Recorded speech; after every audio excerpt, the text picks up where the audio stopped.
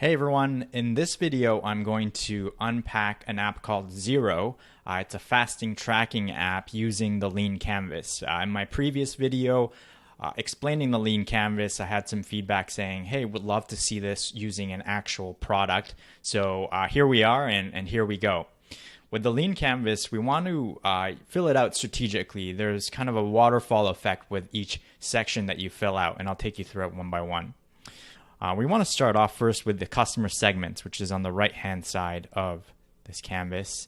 And for a fasting tracking app like Miro, most likely going to be around the health-conscious consumer segment.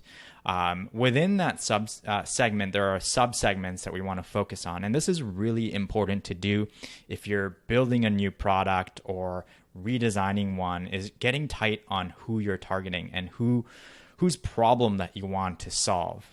So when we look at this, there's a section in a Lean Canvas to fill out the early adopters. So, if we're building this from scratch, thinking a little bit about who will be the first few people that will be really interested in this topic of fasting would be good to think about. So in this case, nutritionists, keto dieters, CrossFit athletes, there's a whole variety of segments and sub-segments that you can target. And in this case, what I'd like to do is focus specifically on CrossFit athletes. I'm a CrossFit athlete myself, and I'd like to find different ways to improve my performance, and fasting is one way to do that.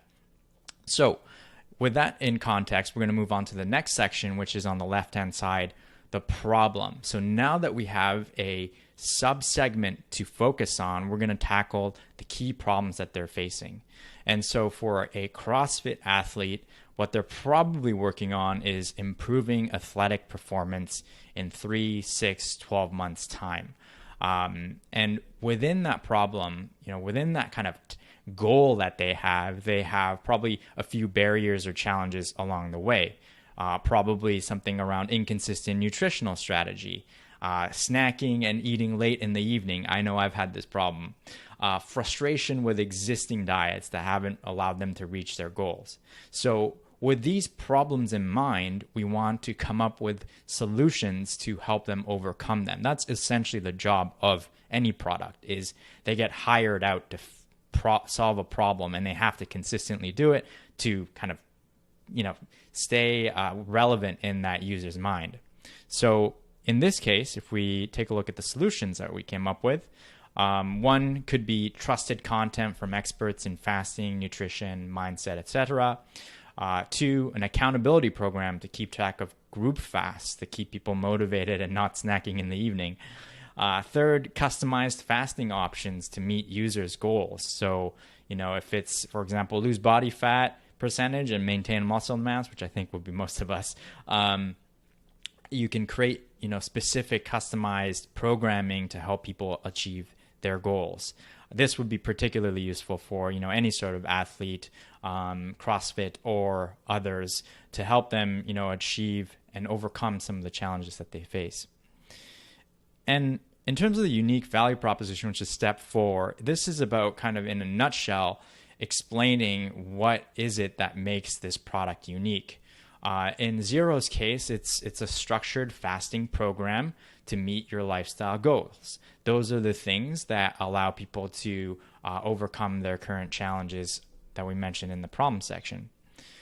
There are some, so this is the really important component of the front half, the front 4 steps, because it goes deep into your customers' needs and desires. The other components of a Lean Canvas, you'll see here: revenue stream, so they have a monthly and yearly subscription plan; cost structure, likely putting a lot of money into salary, dev and maintenance fees, sales and marketing. When they're looking at key metrics, what's probably moving the needle for them is the MRR and ARR, retention rates, stickiness, how often users keep on coming back, and customer acquisition costs. Finally, the last 2 components: channel, you can see here App Store, social media, blog, health influencers. And finally, the unfair advantage, which is kind of the long-term strategy to keep the competition at bay. For Miro, it's probably around deep relationships with influencers, first mover advantage in the space. Hope this helped.